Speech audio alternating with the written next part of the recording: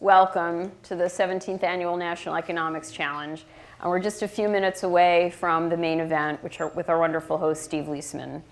But I wanted to take an opportunity, because I have it, to tell you a little bit more about our work, although Bruce Kasman did such an eloquent job of talking about the importance of economic education, why it should be taught in our schools today at lunchtime. But I was thinking about this a little bit, and I thought economics is a little bit magical, right? Because it helps us to explain so many things that happen every day. Let's say you want to manifest new energy technologies. Well, how do you finance research and development for that? Economics can answer that question. You want to lift people out of poverty? How will tax or trade policies help or hinder that?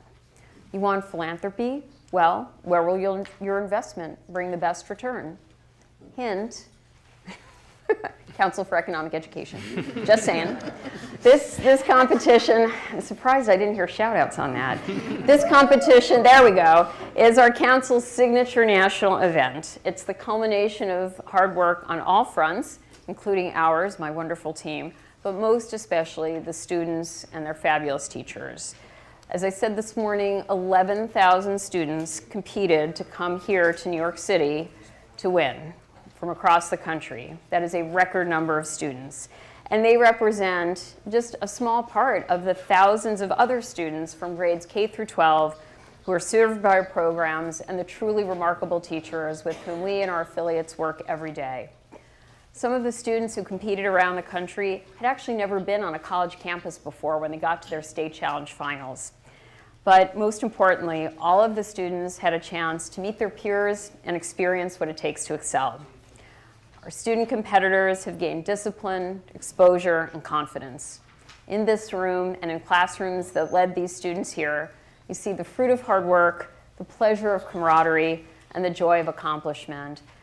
And it was so heartening to read all of the profiles that you all wrote, because I don't think there was a single one that did not say, and working with my teammates was one of the best parts of being in this competition. What you see here today, our guests and friends, are individual stories very well begun indeed. I think our founders would have been pleased. Almost 70 years ago, they decided that economic education needed to be taught in our schools, K through 12. Why? Simply put, it was the rise of communism. Seems like rather a quaint idea today, doesn't it? Well, as we all know, the ongoing strains of globalization are raising very similar issues today. We have an enduring mission, not a teachable moment. The Council is the champion of ensuring that the specialized language of economics becomes part of the everyday thinking and vocabulary of our young people because it is an essential tool to navigating the real world. It helps kids make sense of the world and makes plans for building fruitful lives within it. Economics fosters a sturdy hopefulness in our kids, a hope that they can build their lives on the horizon line of their choice. Getting here is a tremendous accomplishment, and you all, including the parents and the teachers, deserve a round of applause.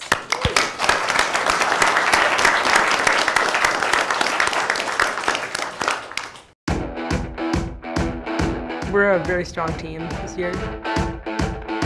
I feel like they have something to worry about. We're gonna kick butt. 1, 2, 3, kick off! Make no mistake, these students are tough competitors, the cream of the crop, working intense hours for months, studying, preparing, in hopes of being named champions. Welcome to the 17th Annual National Economics Challenge. This year, 11,000 students have competed across 40 states, sharpening their economic literacy and their decision-making skills. Last year, Massachusetts Lexington High School topped the David Ricardo Division, and in the Advanced Adam Smith Division, Texas-based Bel Air High were named National Economics Champions.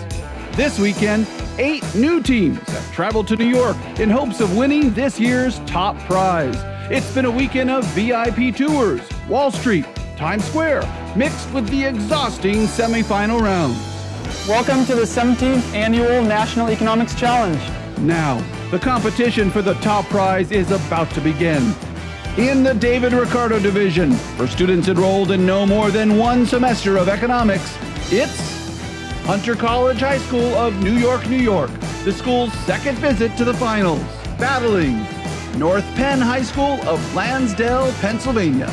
In the Advanced Adam Smith Division, for students who have taken one semester of economics or are enrolled in advanced courses in economics, Chattahoochee High School from Johns Creek, Georgia, will face off with Mounds View High School of Arden Hills, Minnesota, their school's fifth visit to the finals under the coaching of Martha Rush. Today, from the Scandinavia House in New York City, the Council for Economic Education is proud to present the 17th Annual National Economics Challenge.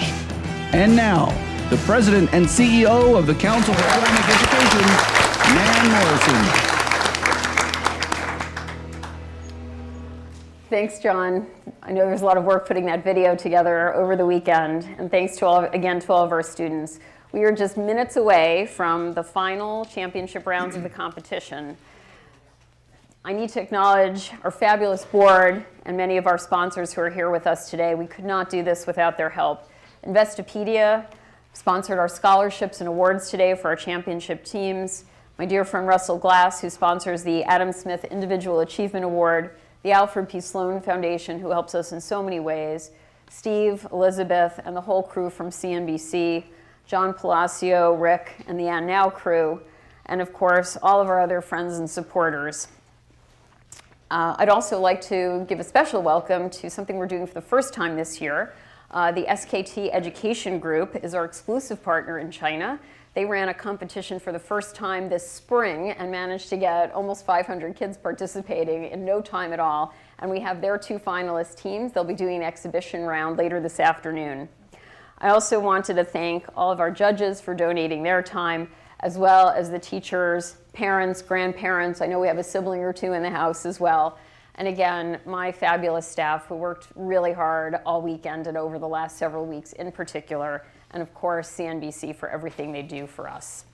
Of course, chief among our friends at CNBC is our host for this afternoon and good friend, Steve Leisman, their senior economics reporter. Steve has won both an Emmy and a Pulitzer, but one of his bio points that I think is the most important is that he is a big deadhead and plays guitar in two bands, the Stella Blues Bands and the Mooncussers. I've seen them and they're really, really good.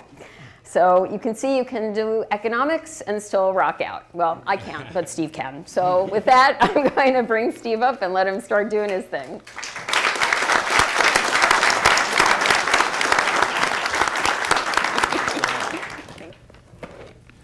All right, thank you, Nan, for that. And I just would add that anybody who doesn't get the connection between music and math is not paying attention. How many people out there do music? Look at that. See that? There's a scene in a great play about they don't know if this guy's idea is real, then if his math formulas are right, and then they hear him playing violin, and they say, those formulas are right. So, something to think about. It's all connected. And it starts right here on page 10. Let's get this competition started. That's what it says right there. Okay, here we go. The students have already completed 3 testing rounds and a critical thinking round. And these 2 teams made it today to the final David Ricardo Quiz Bowl round and are competing for the title of National Champion. We're going to start with the David Ricardo division, which includes teams of students who have taken no more than 1 introductory economics course. And before we bring out the 2 finalists in this division, I want to introduce the judges for all of today's final Quiz Bowl rounds. The special guests for this round are Bruce Kasman, Chief Economist and Head of Economic Research at J.P. Morgan Chase Bank North America. And I would just add that I can't start my day without reading what Bruce has written about the economy. So I know he's a very busy man. Great to take his time to do this for us. Eric Johnson, Executive Vice President and Co-Head of the Investment Servicing and Reporting Group at PIMCO. Eric, thanks very much for joining us. And the core judges are Stephen Buckles, Senior Lecturer in Economics at Vanderbilt, Julie Heath, Director, Economic Center and Professor, Alpaugh, is that right? Alpaugh, no GH, right? Just Alpaugh, right? Family Chair in Economics, University of Cincinnati. And then Colonel Dick Rankin, former award-winning NEC coach at Iolani High School. Did I get that right? Iolani, great. Okay, cool. All right. Get everybody right there? Okay. Our judges will be responsible for confirming our contestants' responses and will have the final say on the accuracy of an answer. Thank you, judges, for your support and being here today.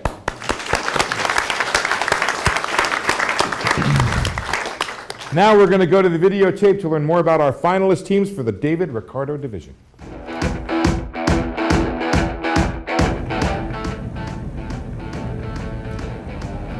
We are Hunter College High School from New York City.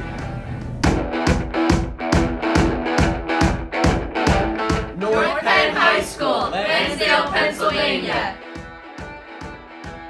Blackjack. Reed Denner, two-time FBLA state champion Forex market expert. Benjamin Christo. Why do I shoot my shot like a total revenue clearer? Because it has the perfect arc. Claire Detner, externality expert. Stephanie Zeng, money market master.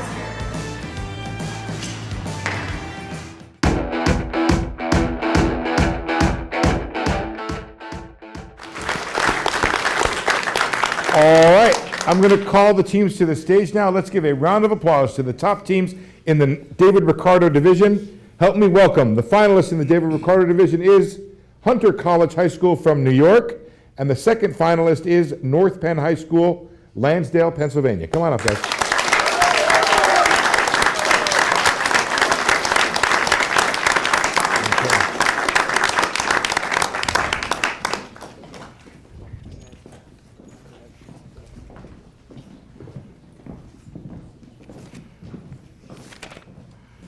All right, congratulations to all you guys and gals.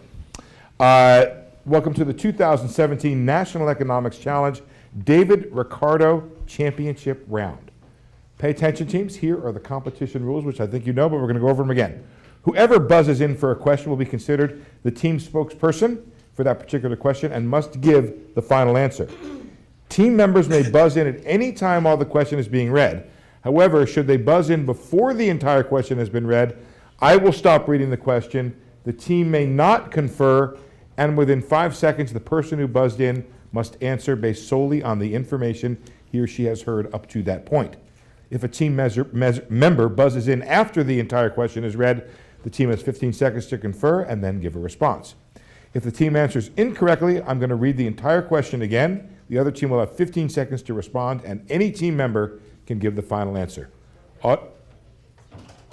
Audience members, I encourage you all to root for your favorite team, but please do not shout out the answers.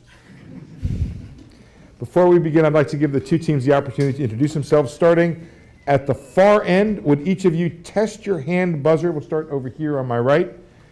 Hand buzzer one at a time, and tell me your name and something about yourself. Be sure to speak loud and clear into the microphone. We'll start at the far end over here. I'm Matthew Benavides, and I support Tottenham Hotspur. I'm Callan Jacobus, and I play piano and trombone. That's what I'm talking about. My name is Ricky Lee, and I'm a New York Knicks fan. Why? They used to be good.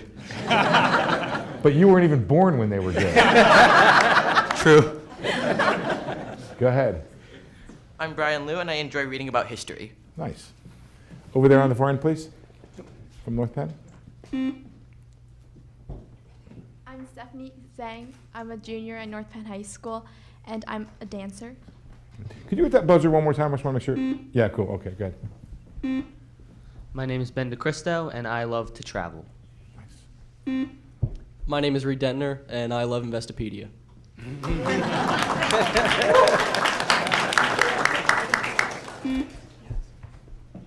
I'm Claire Detner, and I run cross country and track. All right, great. So, are there any questions? Anybody? Is everybody good? Okay. There we go. Okay, great. Let's start the competition, guys. Here we go. You ready? Question number 1. Scientists discover that eating garlic significantly reduces the risk of heart disease. At the same time, a drought destroys much of the garlic crop. What is the effect of these two events on the price? Price increases. Sorry. You have 5 seconds. 5 seconds. Price increases. Quantity is indeterminate. That is correct. Please read the question. Please read the question. Steve, would you please read the entire question for the audience? Okay, so it was all that stuff about the garlic. It significantly reduces the risk of heart disease, it's discovered. At the same time, a drought destroys much of the garlic crop. What is the effect of these two events on the price and quantity sold of garlic? And the score is North Penn 1, Hunter College 0. Question number 2. A situation in which temporary workers and independent contractors are employed for short periods of time is called what kind of economy? You have 15 seconds, North Penn. You may confer. Seasonal employment. That is incorrect. Please repeat the question for Hunter College. They will have 15 seconds. A situation in which temporary workers and independent contractors are employed for short periods of time is called what kind of economy? The gig economy? That is correct. Score is 1-1. Please read the next question. Okay. Question 3. The one-to-one mechanism by which the nominal interest rate adjusts to the inflation rate is called what? North Penn, you have 15 seconds. You may confer. Equation of exchange. That is incorrect. Steve, would you repeat the question for Hunter College, please? Yes, Steve. The one-to-one mechanism by which the nominal interest rate adjusts to the inflation rate is called what? You have 15 seconds.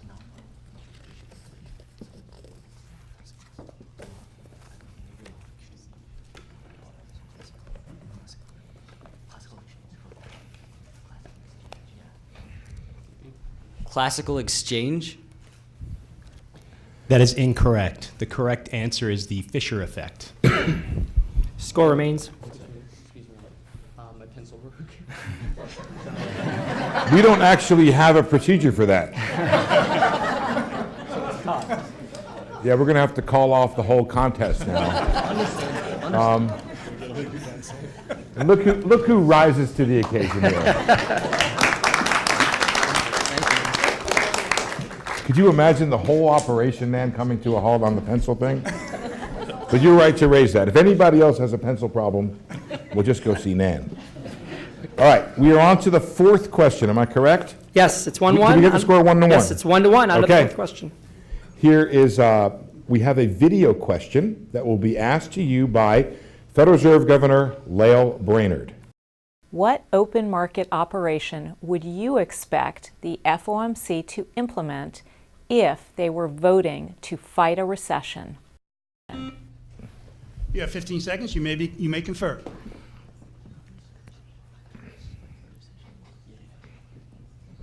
Buy bonds. Could you expand on that? They're going to want Government securities and bonds. That's correct. Okay, Steve, the score is now North Penn 2, Hunter College High School 1. Okay, question 5. If a firm is maximizing profit, it will continue to expand hiring until wage is equal to what? North Penn, you have 15 seconds. You may confer. Marginal revenue product. That is correct. Okay, North Penn 3, Hunter College High School 1. Next question. All right, now you may need a pencil and paper to answer this two-part question. 2 parts. A firm is producing 1,000 units and the average total cost is $800. Each unit is sold for $1,000. If this firm produces 1,001 units, the last unit can be sold for $1,500, but average total cost increases to $801. What is the marginal cost of the last unit? Hunter College, you have 5 seconds. You may not confer. 500. Incorrect. Steve, would you please repeat the entire question? Repeat the entire question. I will repeat the entire question. You may need a pencil and paper to answer this two-part question. A firm is producing 1,000 units and the average total cost is $800. Each unit is sold for $1,000. If this firm produces 1,001 units, the last unit can be sold for $1,500, but average total cost increases to $801. What is the marginal cost of the last unit? Should the last unit be produced and sold? You may confer, and you have 15 seconds.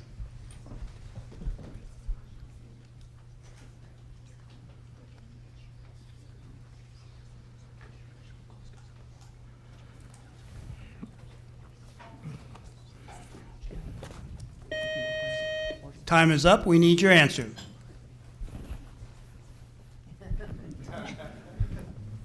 Marginal cost is $1,000 and they should produce it. That is incorrect. Correct answer. Do you want to give the correct answer? Yeah, the correct answer, the marginal cost is $1,801, and no, they should not. Okay, score remains 3-1. On to question 7. All right. Now, you're going to need a pencil and paper to answer this question and wish you had a calculator. That's not part of the question. Does that make it illegal? Is that okay if I add that? That's all right? All right. The population of Nirvana is 200 people. 75 work full-time, 20 work part-time, but would like a full-time position. 20 are not working and looking. 25 are not working and have given up finding a job. 10 are not working because they are retired. 25 are in the military. 25 are not working because they are students. What's the unemployment rate for Nirvana? Hunter College, you have 15 seconds. You may confer.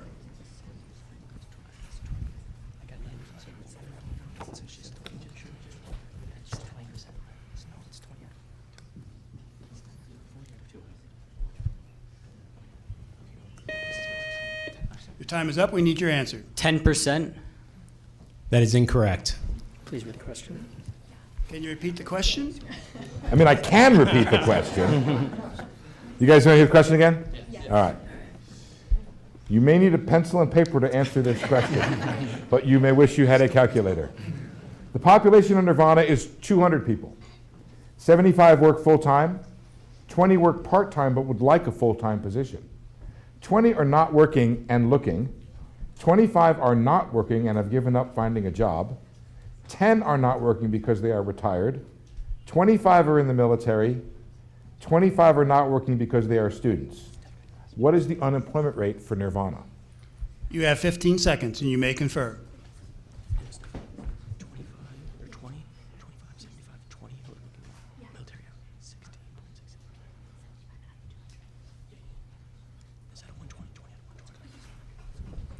16.66%.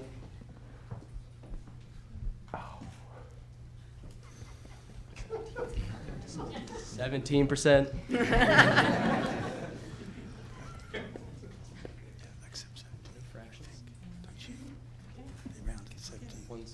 That is correct. All right. Casman, was that your idea? How many guys in your shop could get that answer right? None. If you've got some job openings, I have some candidates for you. Not with a pencil, right? It's a definitional question, and anyway, it's very well done. Nice. And it is now North Penn 4, Hunter College High School 1. Okay. Question 8. Who is the current leader of Cuba? Hunter College, you have 15 seconds. You may confer.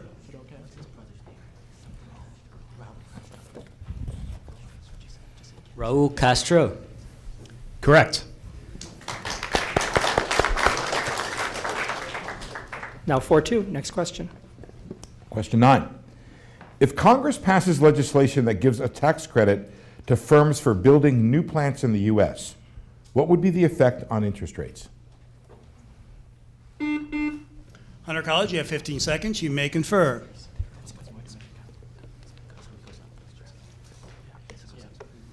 Interest rates go up.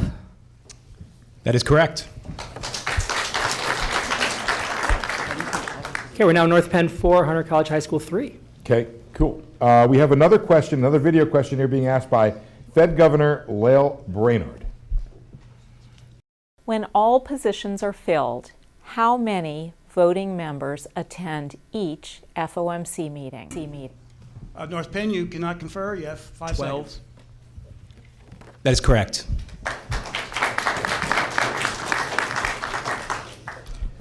Okay, we're now at 5-3 North Penn. Okay. Consider these 4 assets: checking account balances, real estate, a government bond, a money market mutual fund. Which is the least liquid? Hunter College, you have 15 seconds. You may confer. Real estate. Real estate is correct. Now 5-4 in favor of North Penn. Question 12. The TPP is currently in limbo as a result of the U.S. election. What does TPP stand? North Penn, you have 5 seconds. You may not confer. Trans-Pacific Partnership. Correct. 6-4 North Penn. Question 13. Profit maximization occurs where price equals marginal cost for what type? North Penn, you have 5 seconds. You may not confer. Perfect competition. That's correct. All right. North Penn 7, Hunter College High School 4. Okay. This is another one. You're going to need a pencil and paper to answer the question. The country of Yum makes chocolate drops and only chocolate drops. In year 1, Yum produces 5 drops and the price is $2. In year 2, Yum produces 6 drops and the price is $3. In year 3, Yum produces 7 drops and the price is $5. Using year 1 as the base year, what is Yum's real GDP in year 3? North Penn, you have 15 seconds and you may confer.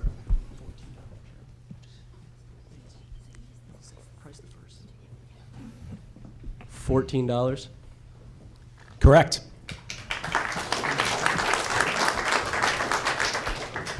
8-4 in favor of North Penn. Question 15. Question 15. What will be the result of a price ceiling imposed above the equilibrium price? North Penn, you may not confer. You have 5 seconds. No effect. That is correct. I'll just read the whole question. Yep. What will be the result of a price ceiling imposed above the equilibrium price? North Penn 9, Hunter College High School 4. Question 16. If the price elasticity of demand for corn is 0.3, what will happen to farmers' revenues when a flood destroys much of their crop?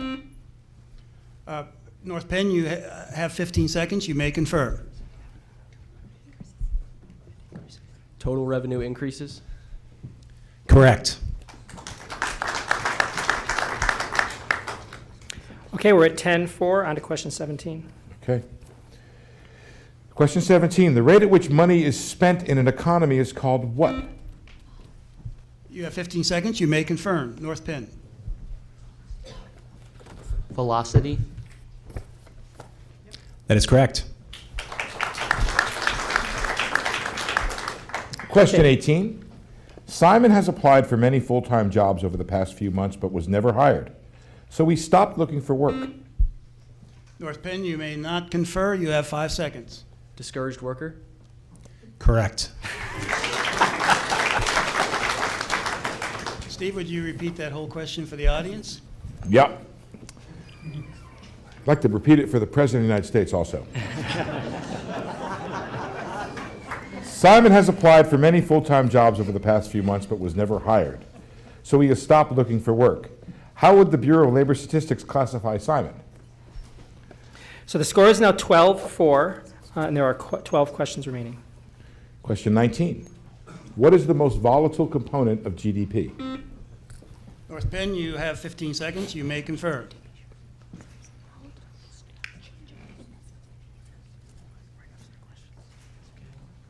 Investment spending. That is correct.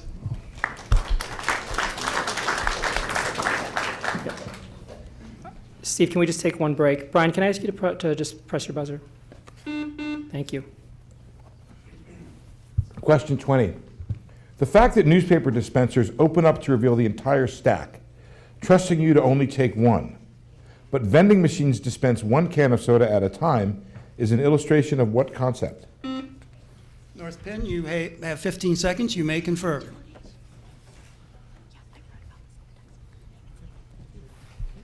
Marginal utility. Correct. So Steve, the score is now 14-4. North Penn leads by 10, and we have 10 questions remaining. Does that mean this is the last question? It could be. We don't know. Well, potentially, right. Potentially. Right. Question 21. In the fall semester of your senior year, you get all A's. If you get all C's in the spring semester, what will happen to your GPA as a result? Hunter, you have 15 seconds. You may confer. It decreases. That's incorrect. Steve, would you repeat the question for North Penn? In the You'll have fall 15 seconds. In the fall semester of your senior year, you get all A's. If you get all C's in the spring semester, what will happen to your GPA as a result?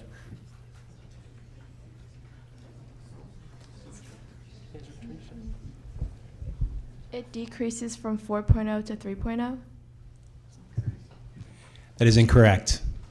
Correct answer. The correct answer is it depends on what was going on the last semester. If it was still below 2.0, then it will increase. Fair enough. You got it. You got Yeah? it. So this may be the strangest ending to a contest that I've had in a while, but with that incorrect answer, North Penn, you are now champions. There are 9 questions remaining, and it's a 10-point game.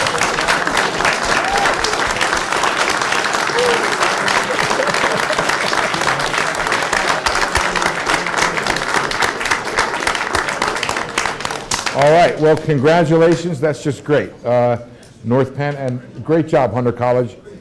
Thanks for competing this time around. Now, congratulations to both teams on a thrilling match. Our winner for the Adam Smith Division is North Penn High School. David Ricardo.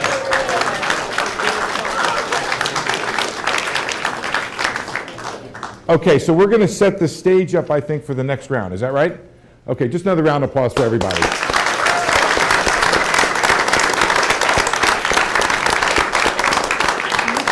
Nice job. Congratulations. New York City, the financial capital of the world.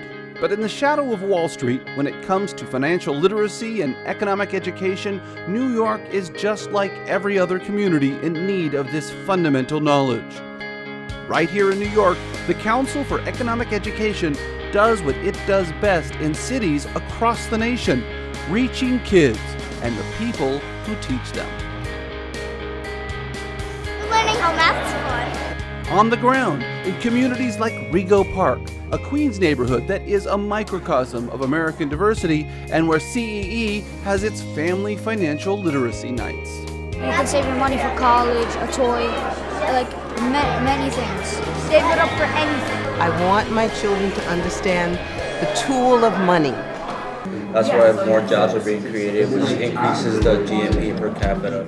It happens on the ground in East Harlem, in schools like Cristo Rey, where CEE is helping to incorporate an ambitious financial and economics program into these schools that give a future to some of the city's poorest families. I think it's important for 17-year-olds to learn these things because you need to know that in order to live, you need money. And I just want to give them an opportunity to sort of roll up their sleeves a little bit and get a better understanding of how economics impacts their life. And it happens on the ground in schools in and around New York City through the Alfred P. Sloan Teaching Awards, where every year CEE honors exemplary teachers who are looking past the rulebook and expecting more from their students. In the U.S., there's 15.1% of poverty, but the GDP is so high, the standard of living is the highest. At every grade level, every day, Sloan Award winners are making a difference. Should I get this or that? And it happens after school.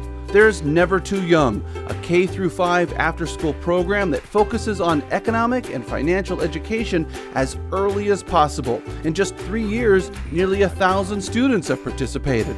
And the best part? Market Day, where students set up shop and hit the ground running, selling items they've personally created. Market Day is about showing how, like, when you grow big and you want to get a business job and you want to get like a store. You're never too young. Let's get this competition started. And it happens in a New York City auditorium, where the best economic minds of our youth are rewarded with a trip to Manhattan to compete in the National Economics Challenge. Every year, over 10,000 students expand their knowledge of the economy and dare to prove that economics can be fun. Econ Challenge has probably been one of the most influential activities I've ever done in high school. I would never go back and not join my freshman year. I would tell everyone to join it.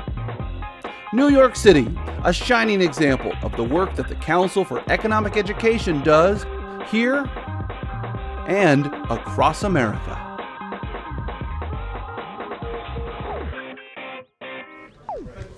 So we're about 4 minutes out to trying to do something live on television on this. So I'm going to go through this. Let me first introduce on my right here, Chattahoochee High School from Johns Creek, Georgia.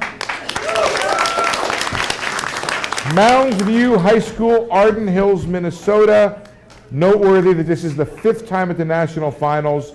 And like I was saying before, the teacher, the coach, Martha Rush. Teacher coach right here, wait, here's Timothy William Reeder. Let me read you the rules, guys, so we can get right to this. Whoever buzzes in for a question will be considered the team spokesperson for that particular question and must give the answer, final answer. Teams may buzz in at any time while the question is being read. However, should they buzz in before the entire question has been read, I will stop reading the question.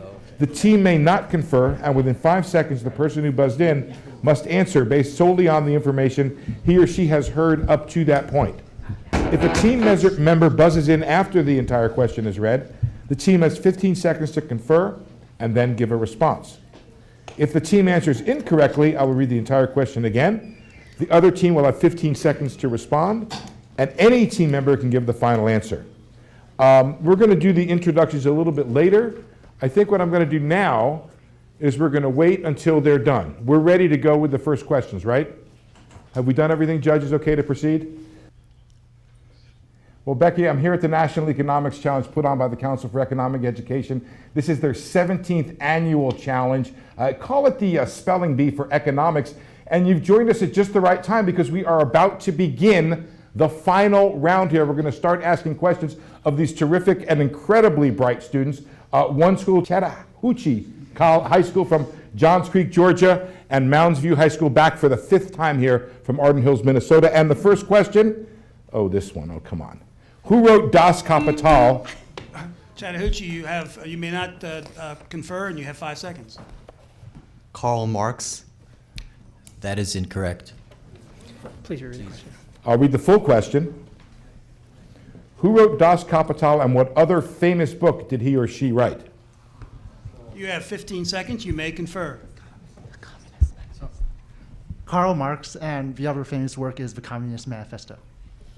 That is correct. Mounds View 1, Chattahoochee. Why are you guys beginning with that question? I mean, come on. Here we go. Of the British pound sterling, the Australian dollar, the Japanese yen, or the euro, which is worth the most in... Mounds View, you have 5 seconds. You may not confer. The British pound. That is correct. All right. All right. Mounds View off to a quick 2-0 lead. Question 3. All right, here we go. More corruption of the kids. Question 3. If the demand for cigarettes is perfectly inelastic and there's a decrease in the price of tobacco, what will happen to the equilibrium price and quantity sold of... Chattahoochee, you have 5 seconds. You may not confer. The quantity is the same and the price will decrease. That is correct. Oh, nicely done. Okay. Steve, you want to read the whole question? Sure. If the demand for cigarettes is perfectly inelastic and there is a decrease in the price of tobacco, what will happen to the equilibrium price and quantity of sold cigarettes? I think the answer is you shouldn't smoke, but that's the other thing. Okay, here we go. Question 4 is one from Fed Governor Lael Brainerd on video. Of the 3 traditional tools of monetary policy, which one is most often used? Mounds View, you have 5 seconds. You may not confer. Open market operations? That is correct. All right. What's the score, Chris? The score is now 3-1 Mounds View. What's the score, sorry? It's 3-1 Mounds View. 3-1. Okay, here we go. Question 5. We're not live, so if you want to do introductions. Oh, that's a good time to do introductions. Let's do that. All right. Take a breath. Let's begin here on my left, Mountains View High School. David Jang, why don't you introduce yourself and tell us something about yourself? Hi, I'm David. I'm a senior, and I can play 2 games of Minesweeper simultaneously. Hi, I'm Abi, and I'm a sophomore, and I'm a jazz drummer and a concert percussionist. Nice. Hi, I'm Michael Pack. I'm a sophomore at Mounds View, and I play the violin in my school's orchestra. My name is Benjamin Chen, and I love to fly drones. Cool. Start over there. My name is Tej Gitakonda, and I'm an Atlanta Falcons fan. My name is Abhinav Kumar. I'm a senior at Chattahoochee High School, and I enjoy learning about Roman history. Hi, my name is Kalen Patton. I'm a senior at Chattahoochee High School, and I like to play board games. Hey, I'm Michael Sawchuk. I'm also a senior at Chattahoochee, and I enjoy memes. Interesting. Good stuff. Okay. Let's go on to question 5. What economic term describes a good that only one person at a time can... Chattahoochee, you may not confer. You have 5 seconds. A rivalry good? That is correct.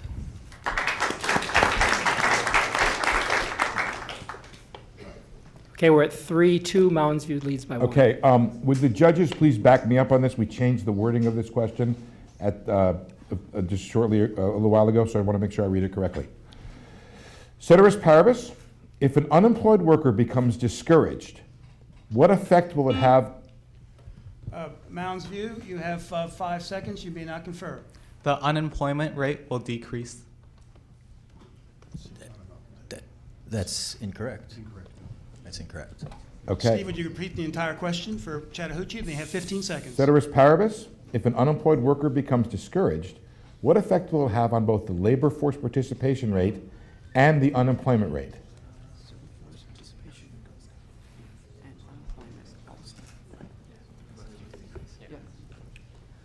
They will both decrease. That is correct. Nicely done. Okay, we have a tie score now, 3-3. Question 7. Question 7. What economic law states that as a country's income rises, the percentage of income spent on food... Chattahoochee, you have 5 seconds. You may not confer. Gresham's Law? That is incorrect. Steve, would you repeat the entire question for Mounds View? Question 7. What economic law states that as a country's income rises, the percentage of income spent on food decreases? You have 15 seconds, and you may confer. Engel's Law. Okay, that is correct. 4-3 Mounds View. Question 8. Some consumer goods increase in value as more and more consumers possess the goods. Chattahoochee, you have 5 seconds. You may not confer. Network effect? That is correct. Steve, would you read the entire question for the audience? I will. Some consumer goods increase in value as more and more consumers possess the goods. This increase in value is caused by what? And we are now tied, 4-4. Question 9. What is the economic condition whereby no one can be made better off? Chattahoochee, you have 5 seconds. You may not confer. Pareto efficiency? That is correct. Steve, would you repeat the entire question for the audience? What is the economic condition whereby no one can be made better off without making someone else worse off? Score is now Chattahoochee 5, Mounds View I 4. feel like we're going to be here for a while on this one. You guys got sleeping bags? We're good. Do we have overtime rules on this? No. Oh, here we go. We do. Next question asked you by Fed Governor Lael Brainerd. During the Great Recession, the Federal Open Market Committee lowered its target for the federal funds rate to between 0 and 0.25%. In what year did the FOMC raise its federal funds target for the first time following? Chattahoochee, you have 5 seconds. You may not confer. 2017. That is incorrect. During the Great Recession, the Federal Market Committee lowered its target for the federal funds rate to between 0 and 0.25%. In what year did the FOMC raise its federal funds target for the first time following this economic downturn? Mounds View, you have 15 seconds. You may confer.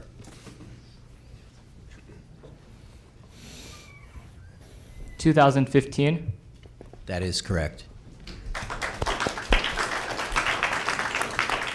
And we are tied, 5-5, 10 questions in. According to the equation of exchange, if GDP is $2 trillion and the money supply equals $500 billion, then what is the velocity?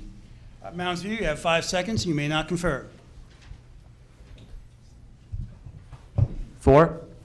That is correct.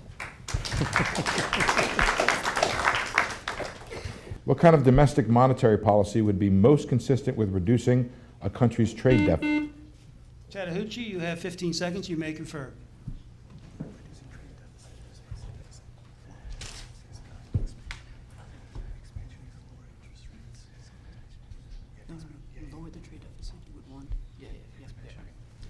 Expansionary? That is correct. Okay, we're tied again, Steve, going into question 13 at 6-6. 6-all. In a world of two financial assets, bonds and money, what would happen to the price of bonds if credit cards were used more extensively for financial transactions? Chattahoochee, you may confer, and you have 15 seconds.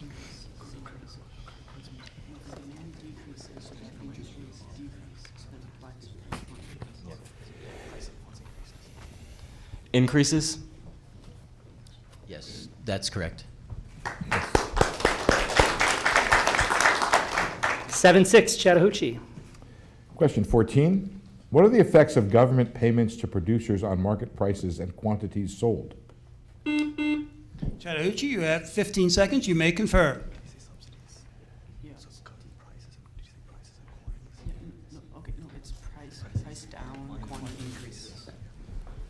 Prices fall, quantities increase? That is correct. Score is now Chattahoochee 8, Mounds View 6. On to question 15. Of repurchase agreements, corporate bonds, or commercial paper, which is or are a money market instrument? Chattahoochee, you have 5 seconds. You may not confer. Repurchase agreement? That is incorrect. Steve, Okay. Can you repeat the question for Mounds View? Of repurchase agreements, corporate bonds, or commercial paper, which is or are a money market instrument?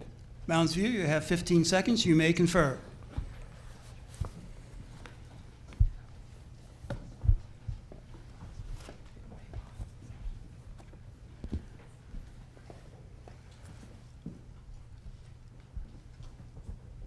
The paper? We need your answer. Paper. The commercial paper one? That is incorrect. The correct answer is repurchase agreements and commercial paper. So we stay at 8-6, Chattahoochee. On to question 16. Okay, question 16. How many females have won, and who was the first to win, the Nobel Prize in Economics? Chattahoochee, you have 15 seconds. You may confer.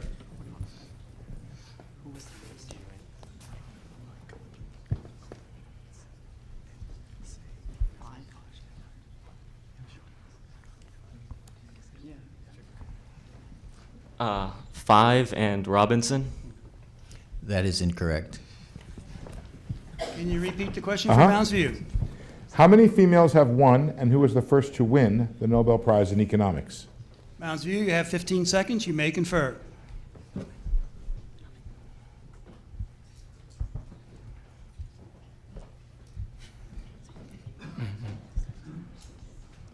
Three, Ann Robinson. That is incorrect. The answer is 1, Eleanor Ostrom. Score remains 8-6 Chattahoochee. On to question 17. Okay, question 17. Zornowitz rule, Engel's law, Say's law. Which rule or law states that recessions are generally followed by steep recoveries? Mounds View, you have 15 seconds. You may confer.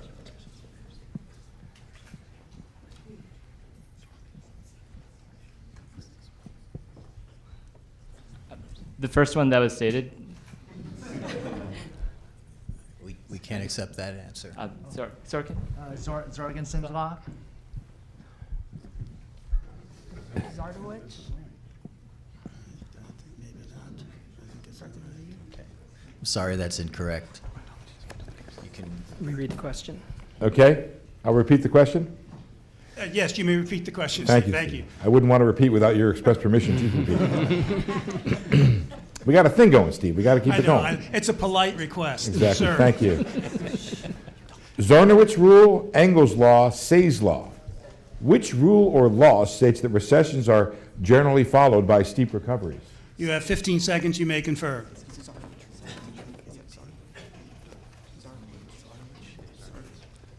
Zarnowitz rule? That is correct. And we now have Chattahoochee up 9-6 going into question 18. Okay.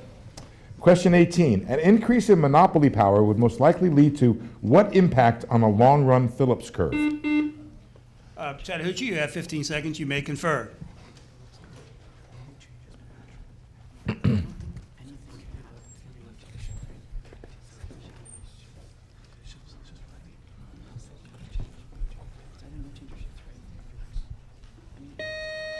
We need your answer. Shifts right. That is incorrect. Okay. An increase in monopoly power would most likely lead to what impact on a long-run Phillips curve? You have 15 seconds. It would shift left because monopolies would employ less people to produce less output. That is incorrect. The answer is none.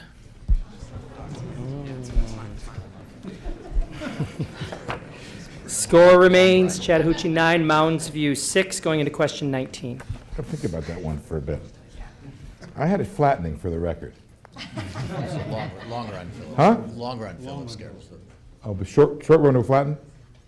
Flatten. It's a tough question. Well, I'll just move on and ask question 19. If firms in perfect competition experience losses in the short run, what will occur in the long... Chattahoochee, you have 5 seconds. You may not confer. You may not confer. You may not confer. Firms will exit the industry, so quantity will decrease and price will increase. That is incorrect. Steve, will you repeat the question for Mounds View? If firms in perfect competition experience losses in the short run, what will occur in the long run to bring the market back to equilibrium, and what level of economic profits will the firms earn? You have 15 seconds. Firms will exit and zero economic long-run profits. That is correct. All right. 9-7, question 20. Question 20. Which type of mortgage constituted 80% of the subprime...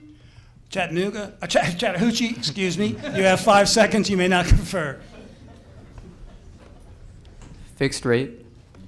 That is incorrect. I'll read the full question. Thank you. Which type of mortgage constituted 80% of the subprime mortgages leading up to the 2007 financial crisis? You have 15 seconds, and you may confer.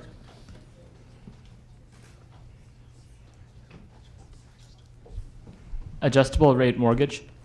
That is correct. And we are now at Chattahoochee 9, Mounds View 8, going into question 21. Here we go. 21. A good example of an indirect tax is the sales tax. What is the most widely known example of a direct tax? Mounds View, you have 15 seconds. You may confer.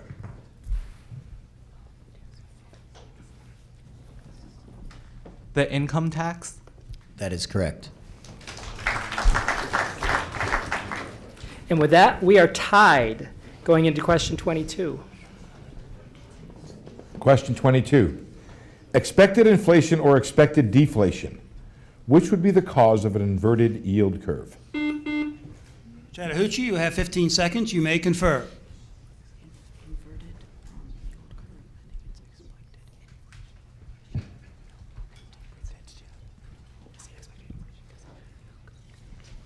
Expected inflation?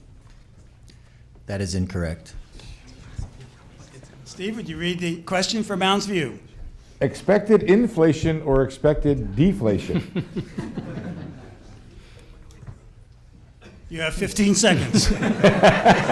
Expected deflation? That is correct. Mounds View now leads 10-9. Question 23. 23. If the marginal propensity to consume is 0.8 in a closed economy with no crowding out, how much would aggregate spending increase if government cut taxes by $5 billion? Mounds View, you have 15 seconds. You may confer. Increased by 20 billion. That is correct.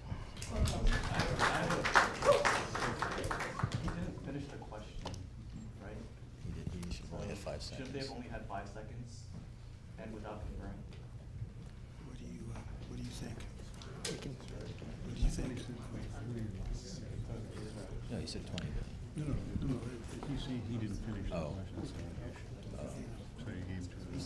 He said $5 billion, but not by $5 billion. Okay. Julie says. I'm not sure, so. You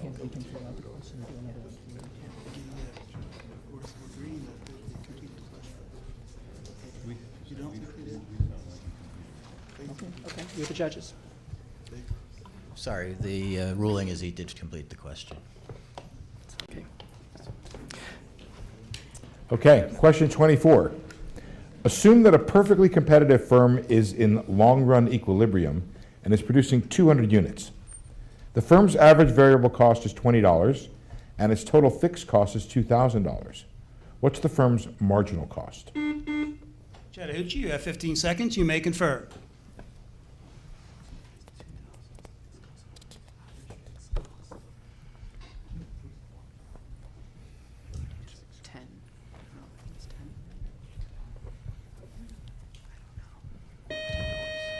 We need your answer. $10? That is incorrect. Steve, will you repeat the question for Mounds View? Okay, assume a perfectly competitive firm is in long-run equilibrium and is producing 200 units. The firm's average variable cost is $20, and its total fixed cost is $2,000. What is the firm's marginal cost? $30. That is correct. Okay, going into question 25, we have Mounds View 12, Chattahoochee 9. Question 25. Within which major department of government is the Bureau of Economic Analysis? Chattahoochee, you have 15 seconds. You may confer.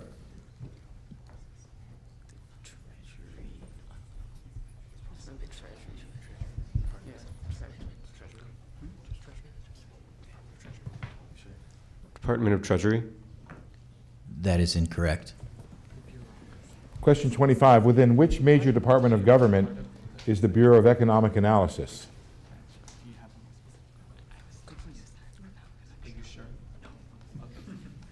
They are within the bureaucracy of the executive branch. We can specify if you would like. I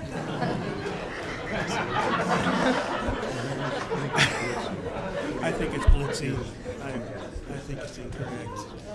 That is incorrect. But good try. Steve, Steve, Okay. can you read the correct answer? He doesn't have it, you do. Correct question. You want me to read the question again? Well, the answer is Commerce Department. Okay, the score is 12-9. Your Honor, would you please note that the Department of Commerce is within the bureaucracy? It's not specific enough. It's not specific. Okay, the ruling is the answer wasn't specific enough to be accepted and not accepted to even expand on. So. Okay, 12-9. Question 26. Learn the strike zone. Question 26. What is the practice associated with unions of hiring more workers than necessary to perform a given job? Chattahoochee, you have 15 seconds. You may confer.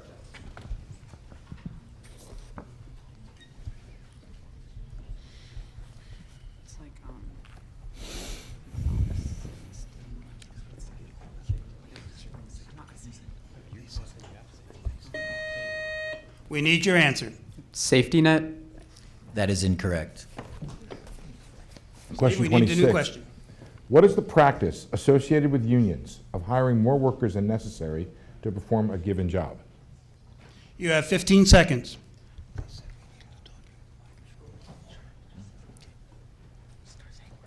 Inclusive, so they want to increase the supply so that they can get a better advantage in bargaining. That is incorrect. The correct answer is feather bedding. Okay, the score remains 12-9 going into question 27. A property tax that is based on a fixed percentage of the value of one's home will most likely be a progressive. Mounds View, you have 5 seconds. You may not confer. A flat tax? That is incorrect. A property tax that is based on a fixed percentage of the value of one's home will most likely be a progressive, proportional, or regressive tax. You have 15 seconds. You may confirm.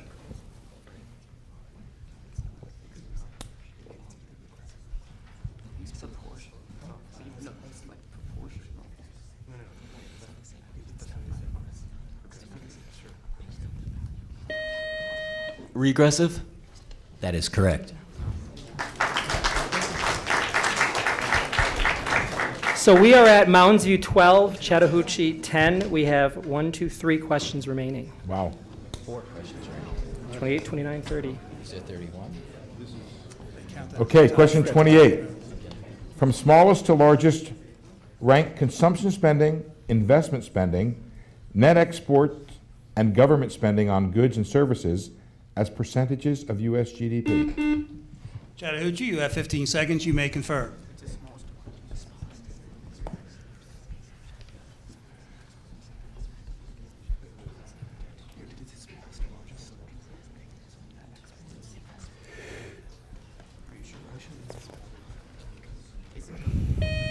Chattahoochee, we need your answer. Okay. So from smallest to largest, net exports, investment, government consumption. That is correct. You'd say net exports, investment, government consumption. You'd say spending. Okay, the score is now 12-11. Mounds View with 2 questions remaining.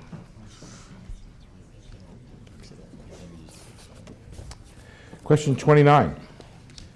If fixed costs rise, in the short run, a monopolist will do what it... Mounds View, you have 5 seconds. You may not confer. The equilibrium price and quantity will not change. That's correct. Wow. And we now have our champion, Mounds View High School, as a champion of the Adam Smith Division, 2017. Congratulations.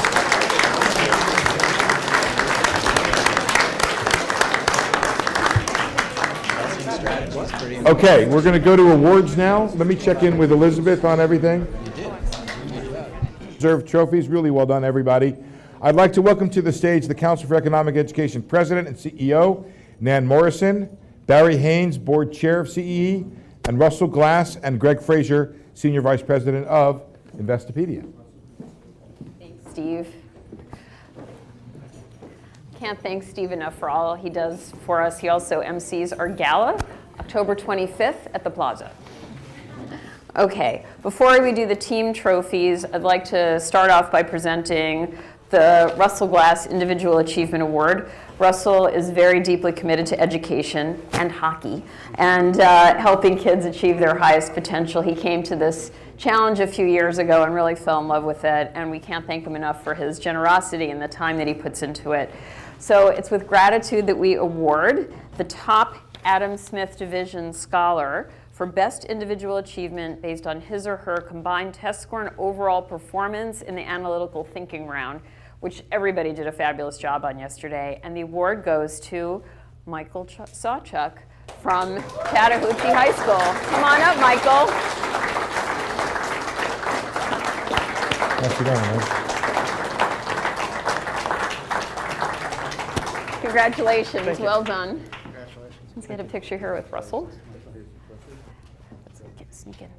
Let's get all this. Okay. Thanks, Michael. So we're going to award the team awards now, and with us also here is Greg Frazier, who's the Senior Vice President from Investopedia, and we're very grateful to Investopedia for this year supporting all of the awards and scholarships for all of our teams. So John, take it away. All right, well, we have our second place David Ricardo winners from New York, New York. It's Hunter College High School, everybody. Home team.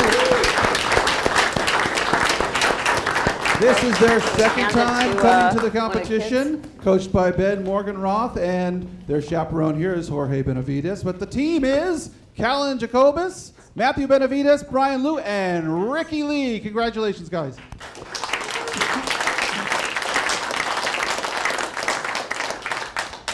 And now let's welcome to the stage the Adam Smith second place team from Johns Creek, Georgia, Chattahoochee High.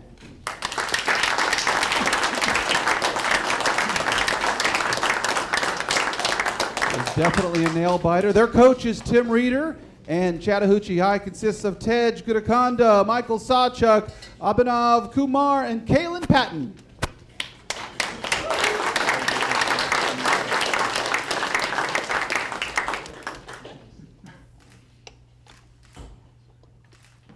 Fantastic. Now let's bring our first place David Ricardo team to the stage from Lansdale, Pennsylvania, North Penn High School.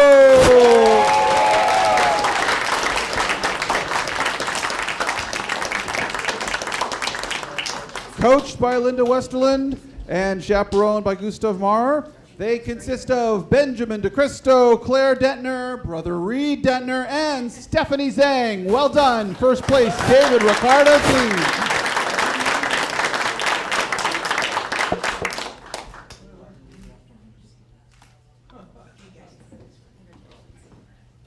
And finally, the first place Adam Smith team from across the nation, 11,000 kids came here, but it's Mounds View High School coming to the stage.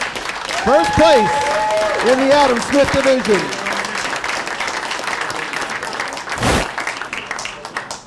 Followed by Coach Martha Rush, her 5th time here. Let's give it a round for Martha Rush. This Arden Hills, Minnesota team consists of Ben Chen, Michael Pack, David Zhang, and Abhi Vijaya Kumar. One more round of applause for all of our amazing teams today. Congratulations, everybody.